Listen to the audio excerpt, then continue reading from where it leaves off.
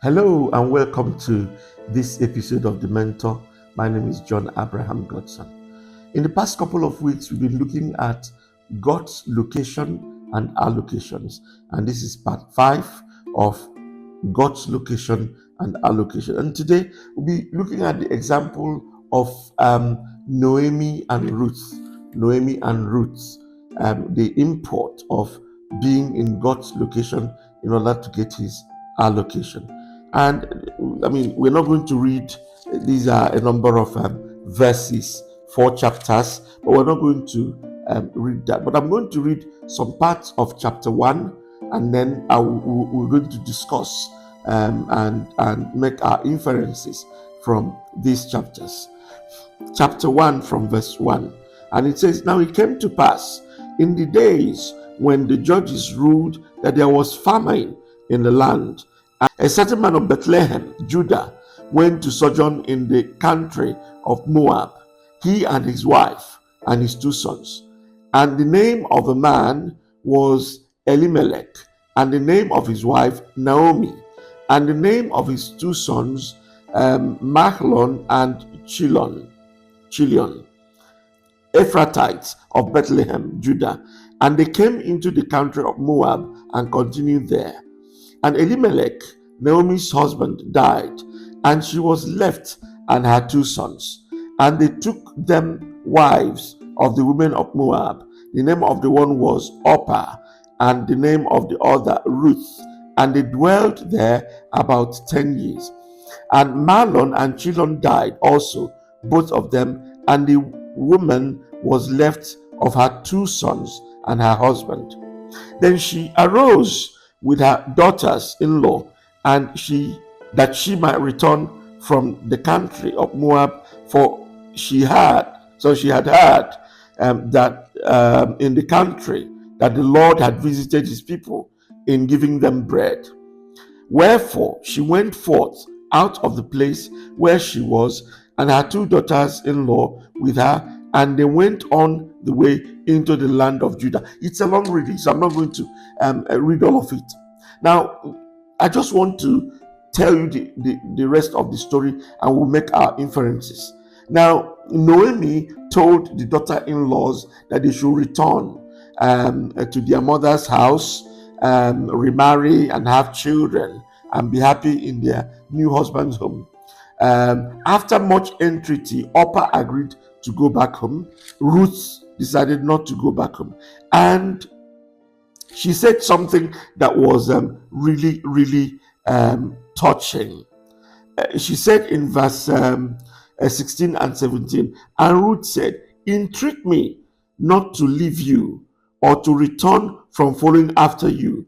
For where you go, I will go, and where you lodge, I will lodge.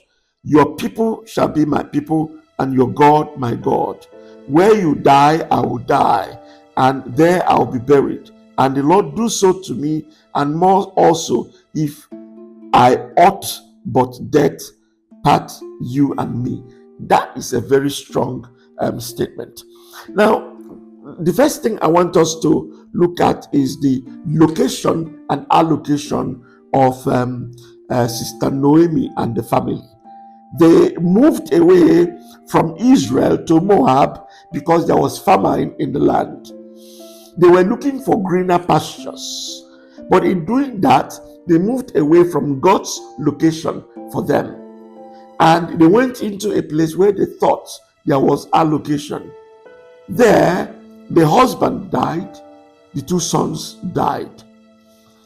Usually, when you are outside of God's location for you, you will not have God's allocation. When you are outside of God's location for you, you will not have God's allocation. You will not have God's covering.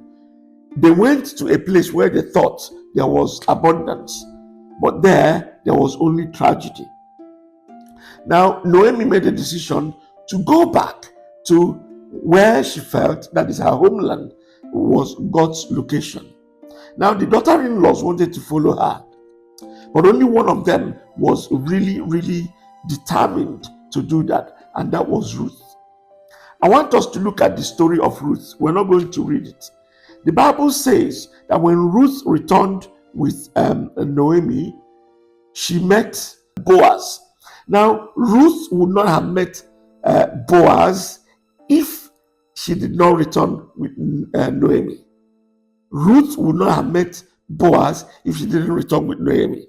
Now, when we look at this, I'm just treating this on a surface level. But when we go deeper into this, do you know that Ruth and Boaz were the great grandparents of Jesus?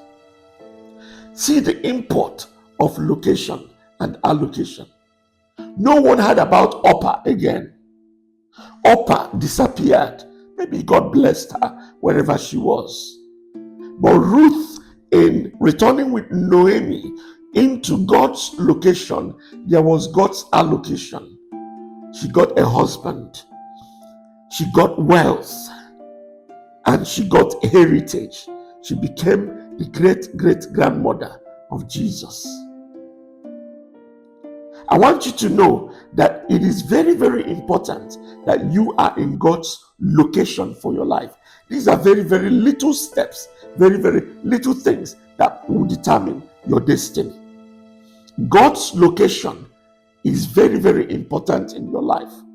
And I want to say that many of us, we are really interested in finding the will of God, but many times we're not willing to subject ourselves to the will of God. We pay lip service to the will of God. I want to encourage you to truly seek the will of God for your life. Do not let the things you see determine the decisions you make. Do not let the salary being offered determine the work you do. Do not let the beautiful things of the world determine where you are. I've told this story before. When I was about to go to Poland as a missionary, I had uncles and family friends and friends, who were encouraging me not to go to Poland or to go to a Western country, for example, Holland. But I chose Poland. After all these years in Poland, I have proved that in Poland was God's location and allocation for my life. What would have happened if I went to Holland, or if I went to UK, Italy, or US? It is very important that if I looked at the economic situation of Poland, I wouldn't have gone to Poland, because Poland was a very poor post-communist country. I was earning more as a research assistant in IITA in Nigeria than I was earning as a senior lecturer in a government university in Poland. Location and allocation. I really want to encourage, in fact, I am begging you, do not make your decisions based on what you see. Do not base your decisions based on, like Lot. He looked, when Abraham told him to choose, he looked and he saw that the valley area was very green and he chose it. And that was his undoing. Make decisions because you have heard from God, because you know that you want to walk with God. The decision that Ruth made, it was a decision. I mean, she would have decided to go back to his people, marry another fine young man, maybe one of her friends when she was growing up. But he said, no, I will go with you. Your God will be my God. Your people, my people. Where you die, I will die. And there I will be buried. That is a determination, to walk in God's location. Thank you very much. And God bless you. See you again next week. Bye-bye.